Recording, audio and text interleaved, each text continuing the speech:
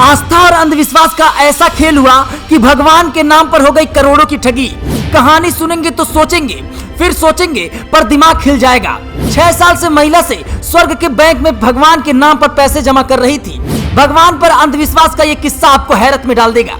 महिला खुद को भगवान का दूत और फ्रॉड को भगवान मानती थी। फिर जब सच्चाई आई सामने तो उड़ गए घर वालों के होश, लेकिन तब तक गंवा चुकी थी 2,76,00,000 रुपए। जी हाँ, आस्था विशाख भी हो सकती है और आस्था परमार्थ भी हो सकती है। कौन आस्था को कैसे निभाता है, इससे उस व्यक्ति का जीवन तय होता है। जब वास्तविकता से अलग आस्था पर चलना शुरू कर दिया जाए तो लोग बन जाते हैं इस महिला की तरह, जिन्होंने खुद को भगवान का दूत मान लिया और बिना सोचे समझे कॉल पर बोल रहे आदमी को भगवान मान लिया। फिर क्या था, ठग बना भगवान, करता रहा महिला का शोषण, महिला को चूना लगाता रहा और महिला सालों तक होती रही शिकार। महिला गरीब थी तो लोन लिया, पैसे जोड़े ताकि अपने भगवान को खुश कर सके। अब तक आपने आस्था के नाम पर ठगी की कई सारी घटनाएं सुनी होंगी, लेकिन आज हम आपको जो घटना के बारे में बताने जा रहे हैं वो सुनकर आप हैरान हो जाएंगे।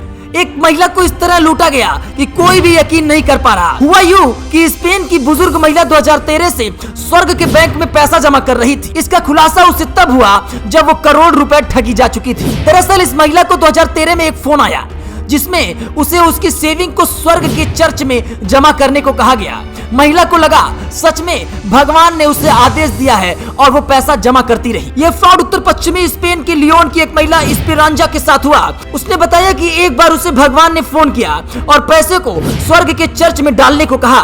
वो भगवान को मना नहीं कर सकती थी तो उसने 2,76,00,000 रुपए 6 साल में भेज दिए। ताज्जुब की बात तो ये है कि उसे एक बार भी शक नहीं हुआ कि उसके साथ धोखाधड़ी हो रहा है, क्योंकि उस महिला को यकीन हो गया था कि कॉल पर भगवान ने ही उसे चुना है। 6 साल तक एक स्थानीय सुविधा स्टोर में वो एक छोटी सी दराज में करीब 3 लाख यूरो यानी 2,76,00,000 रुपए उसने जमा किए। उससे कहा गया था कि उसका पैसा स्वर्ग के चर्च में जमा हो रहा है। इस अजीबोगरीब मामले में पीड़ित धार्मिक भ्रम की शिकार थी। उसे लगा कि वह खुद एक संत है, इसलिए भगवान ने उसे इस नेक काम के लिए चुना है। महिला को इस तरह लूटने का आरोप पास के ही एक लोकल दुकानदार पर लगा है। दुकानदार महिला की भगवान में आस्था की बात को जानता था और उसी का फायदा उठाना चाहता था।